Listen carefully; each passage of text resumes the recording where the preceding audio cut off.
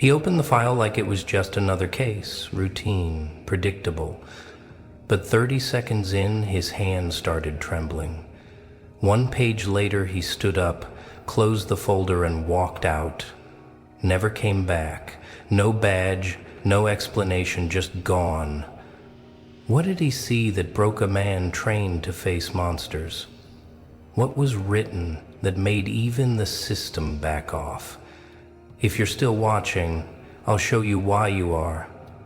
That file, and why no one dares to read past page 1. They always think they know who you are, until they meet the silence. That eerie, suffocating silence that surrounds someone who's been through too much and spoken too little. It's not that you didn't scream, it's that no one listened. So you stopped wasting breath, and you started writing everything down, not in ink, in action, in scars, in the cold decisions that made weaker men flinch.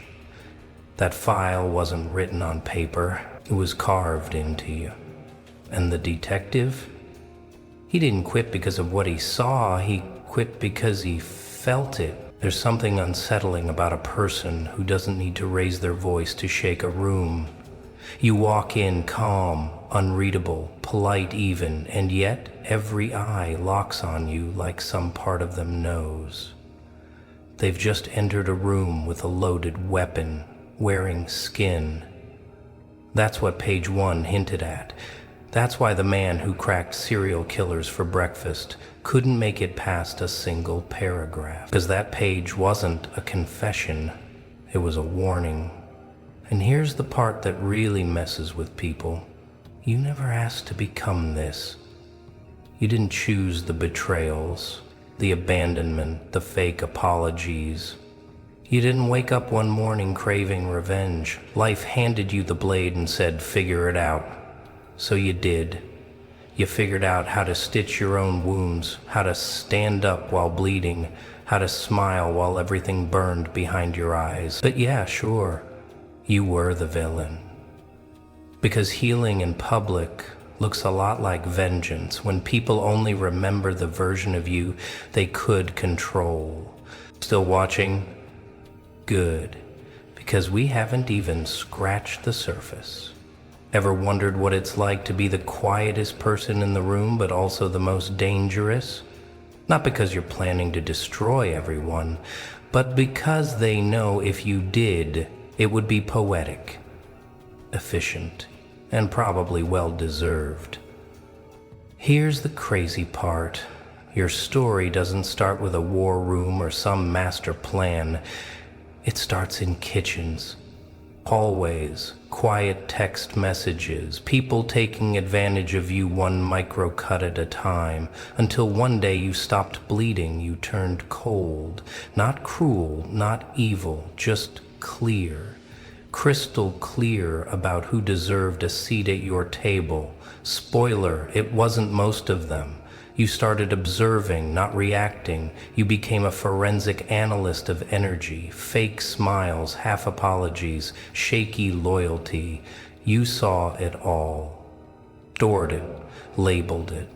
Not because you were bitter, but because you were evolving.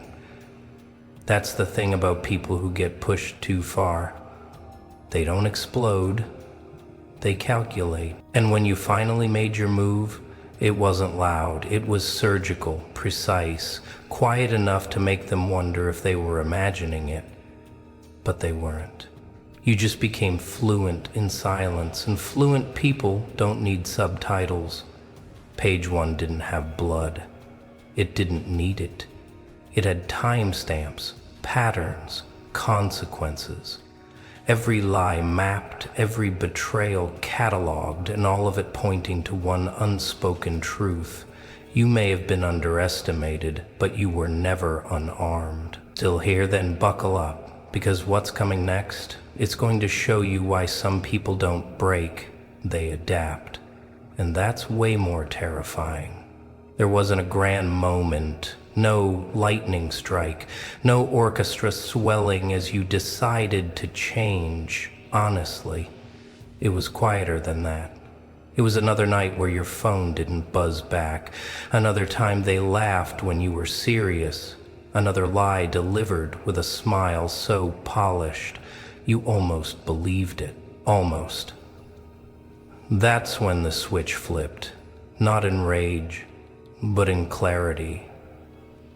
That's when silence stopped being the result of pain and became the birthplace of strategy. They thought your quiet meant weakness? Nah. It meant you stopped giving them access. You started saving energy, not explaining yourself. That's the part they missed, the part that scared the detective. Because silence isn't passive, it's calculated, and you weren't sitting still. You were studying. Every smirk, every skipped invite, every time they called you sensitive for noticing the disrespect, you noticed. Oh, you always noticed, and you never forgot. That's the thing about people like you. You don't strike back immediately. You absorb. You record. You become fluent in the patterns of betrayal until their behavior is a language you could teach. They thought they were playing you. What they didn't know is you were building the file, the one that would eventually make a professional walk away in disbelief. Still here? You should be, because what I'm about to say might hit a little too hard. You don't become this version of yourself through motivation videos and vision boards. You become this through nights where no one checked on you, through showing up while dragging broken pieces of yourself like luggage, through being the reliable one while no one showed up for you. That's what page 1 didn't say out loud, but it screamed from between the lines. They didn't know the full story. Hell, sometimes you didn't even know the full story. You were too busy surviving to realize you were transforming. You didn't see the resilience forming in your sleep-deprived eyes. You didn't see how your sarcasm sharpened into armor. You didn't notice that your mood swings were actually early warning systems going off every time. But now they notice. Oh, suddenly everyone's calling you cold, detached, distant. Funny how they say you've changed when you stop tolerating their crap. That's not change. That's healing.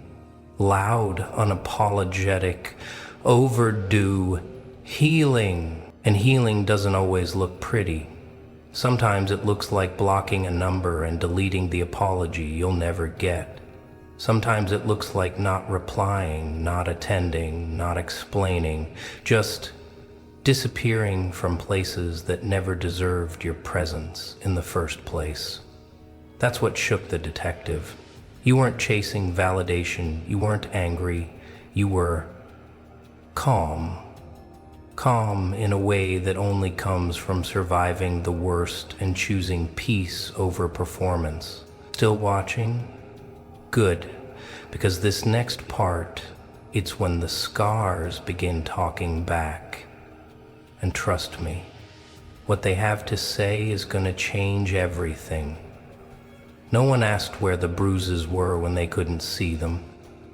As long as you smiled, showed up, and did your job, the world applauded your performance and ignored your bleeding. But here's the twist. They weren't looking for truth. They were looking for compliance. And when you finally stopped giving them the version of you they could digest, oh, now suddenly you're too much, too cold, too distant, too aware. Funny how they rewrite your story the second they lose control of the pen. Let's rewind. Do you remember the first time you looked in the mirror and didn't recognize your own eyes?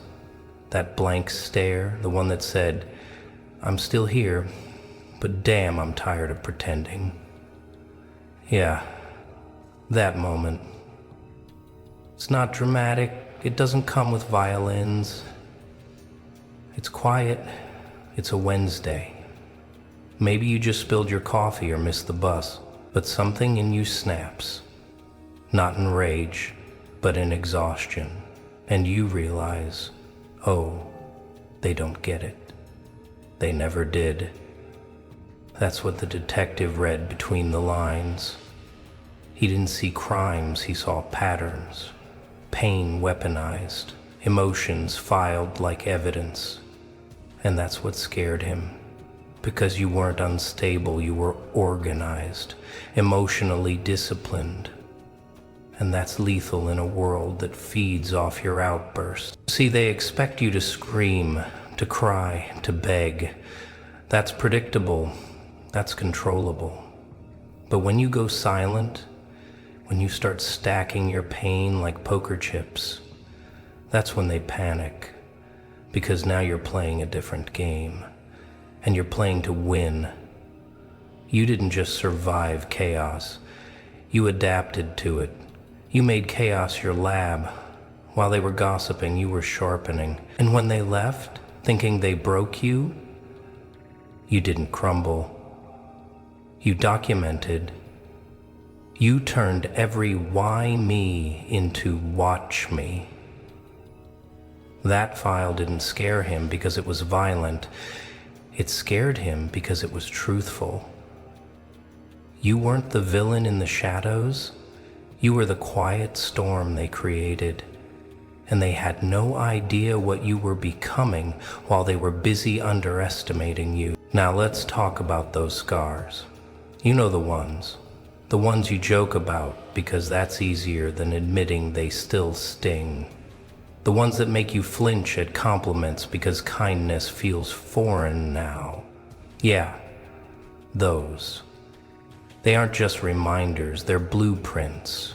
They show where you've been, who tried to bury you, who misread your silence for surrender, and every time someone underestimated you, you upgrade. So when people say you've changed, let them whisper, let them wonder.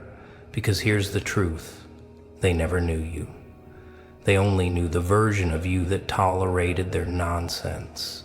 And now that version's gone. Still with me? Because this next chapter isn't about pain. It's about evolution and what happens when someone learns to weaponize their wounds. It didn't hit all at once.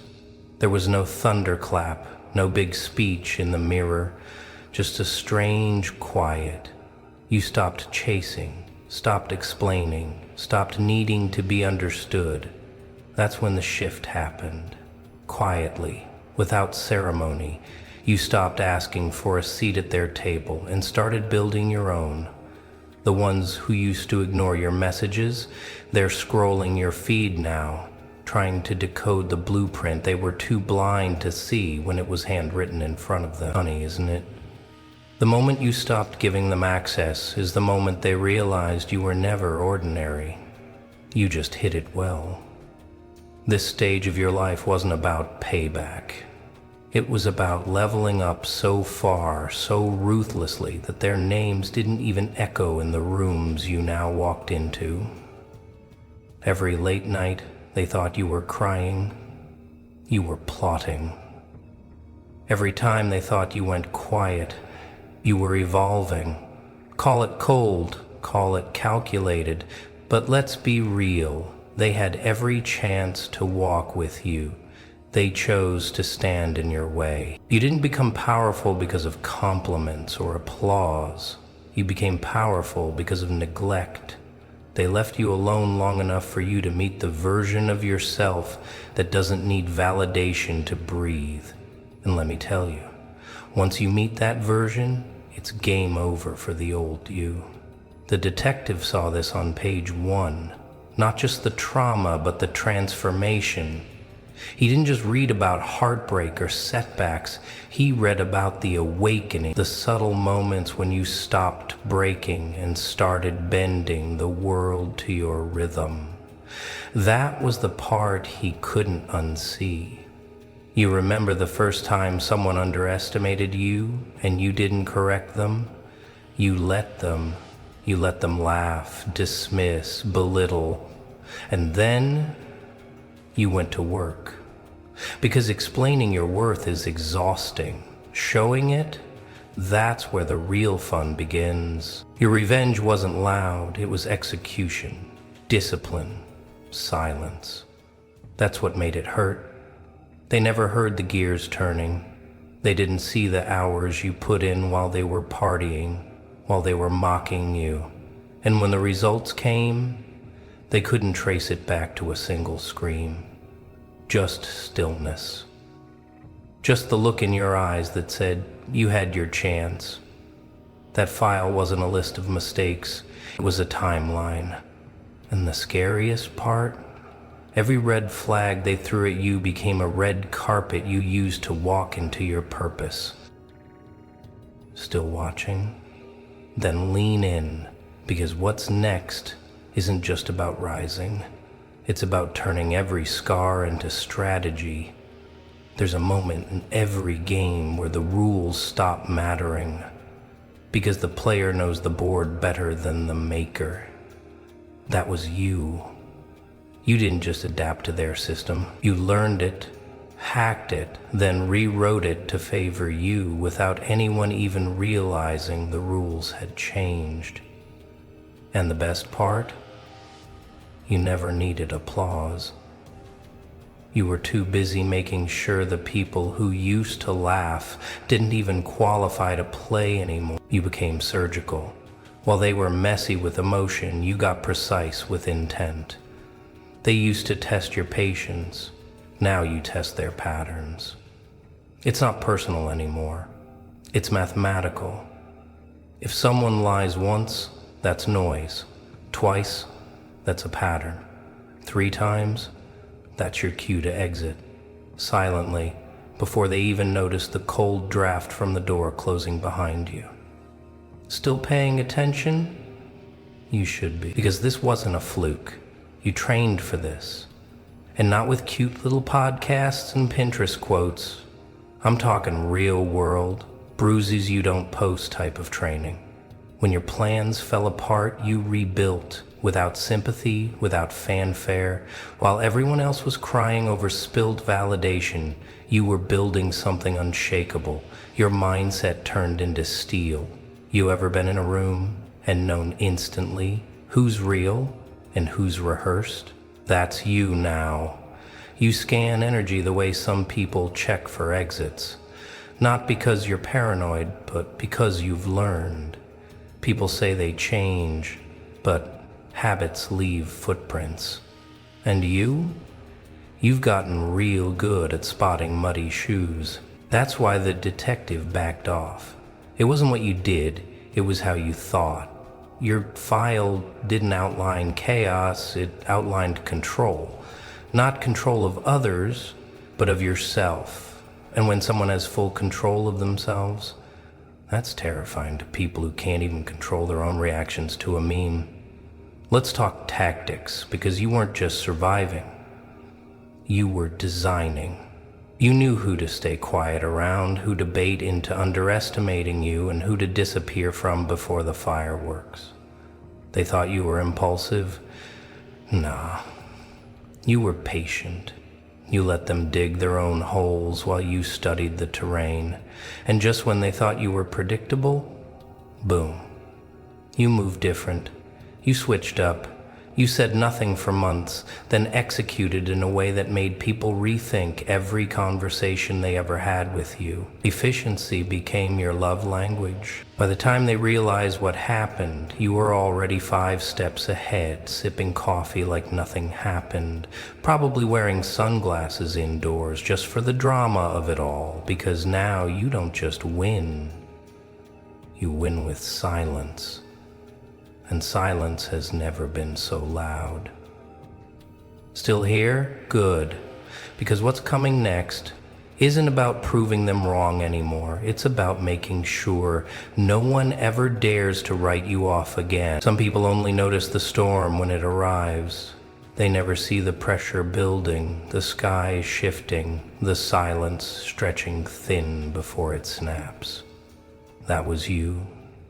the storm they didn't predict. And now they're standing in the wreckage, acting surprised. Please, you warned them, not with words, but with distance, with growth, with every polite smile that said, I'm not angry, I'm just not playing your game anymore. You didn't need revenge. You became the reminder. The living proof that walking away wasn't weakness, it was the greatest move you ever made. And the irony? Now they all want a piece of what they once tossed aside. You hear it in their sudden compliments, their nostalgic little check-ins, that fake curiosity that smells like guilt wearing cologne. It's laughable, really.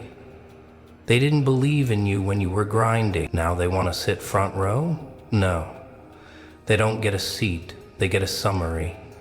The detective saw this shift, that slow, eerie transformation from broken to untouchable. He didn't just read about what happened to you, he read what you became because of it. He saw how you learned to disappear from rooms where you were once the loudest, how you mastered being underestimated, how you turned pain into presence. You ever notice how people treat silence like an invitation to project their assumptions onto you? That's where your power lives now, in the unknown, in the pause. They never know what you're thinking, and that terrifies them more than anything you could ever say. You don't chase now, you attract. You don't beg for closure, you create distance. You don't seek validation, you live in results. The kind they whisper about, the kind they Google late at night, wondering how the hell you pulled it off. Still tracking with me? Because the scariest part of your story isn't that you came back stronger. It's that you came back smarter, sharper, less emotional, more intentional. And that kind of person breaks systems and people without raising a single voice. Your old self would have replied to their texts. Now, you leave them unread, sipping water like it's champagne, fully hydrated and unbothered. Your growth is so loud it echoes through their regrets, and oh, it's delicious. The file didn't describe a monster, it described precision, patterns, control. The detective didn't quit because he was afraid of what you'd do. He quit because he realized no one could stop you. Not anymore. Still watching? You better be, because in section 7, we're not talking about what hurt you. We're talking about how you turned that hurt into fuel, into strategy, into something they'll never understand. Not because it's complex, but because it's you, and they never had the range. Every villain origin story starts with a lie. Yours started with a smile, the one you gave every time someone disappointed you, betrayed you, dismissed you. And you still chose grace. You still showed up, still gave chances. But here's the twist. They thought your kindness meant weakness. They never realized it was your final warning. And when you finally snapped that invisible thread of tolerance, it wasn't rage, it was rebirth. You didn't escape the dark. You studied it, sat in it long enough to understand its language. You found comfort where others found chaos. You built a home in the wreckage. And when they came looking for the old version of you, the one they could manipulate, you were already gone, replaced by someone who doesn't just survive pain, someone who masters it. People fear what they can't predict. And nothing's more terrifying than someone who's been through hell and doesn't flinch. You stop reacting, started moving different. That's the thing no one teaches you. Your silence isn't retreat, it's preparation. It's what happens right before the phoenix stops playing nice and torches the whole forest. The detective didn't see a criminal on page 1. He saw something worse. He saw someone who wasn't broken by trauma, but sharpened by it. Someone who doesn't need validation, vengeance, or even closure. You moved on without a monologue. And that kind of evolution, it's lethal, because it means your strength now lives in discipline, not destruction. You ever watch people try to figure you out like you're a new app they can't uninstall? They want the old version back, the one that said yes too often, the one that lowered their standards, the one that forgave before understanding, but that version, deleted. And no, there's no recovery folder. You became allergic to shallow energy, small talk, fake concern.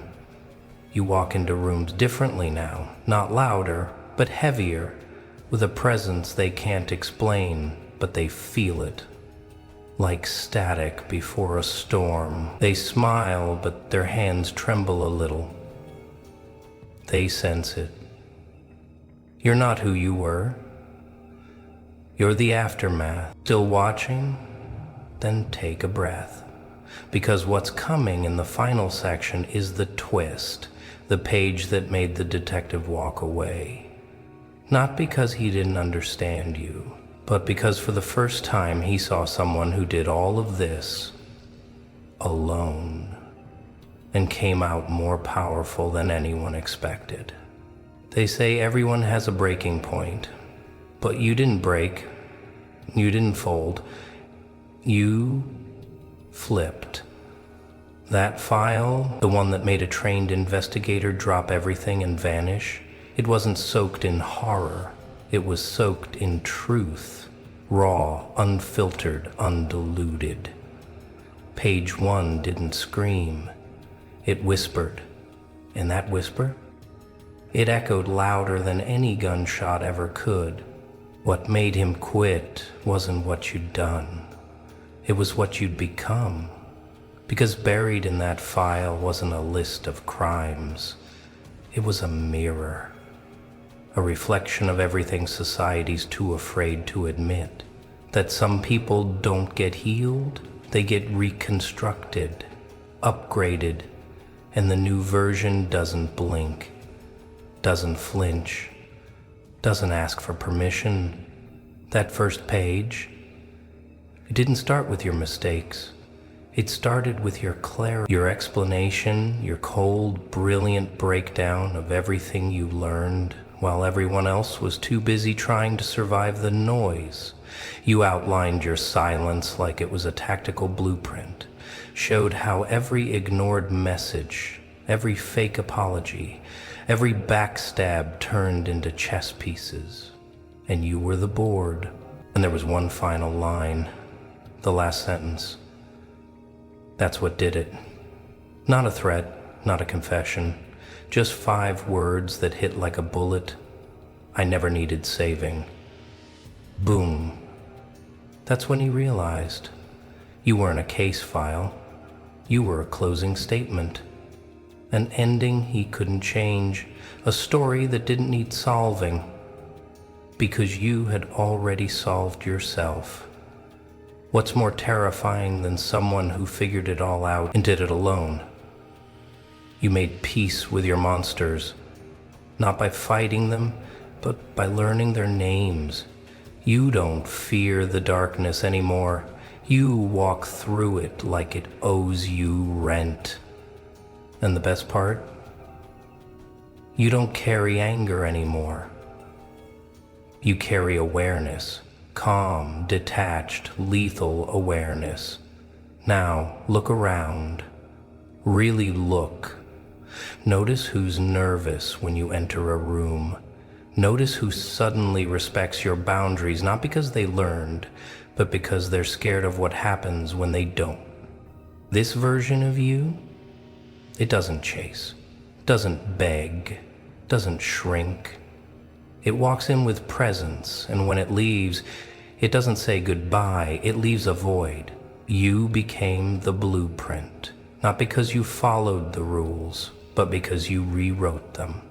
And if you're still here, still breathing through every word, still hearing this message in your bones, then let me leave you with this. They couldn't finish reading your story because they weren't built to survive the pages. But you wrote every line in blood, sweat, and scars, and still turned it into a masterpiece. Now close the file and start the war.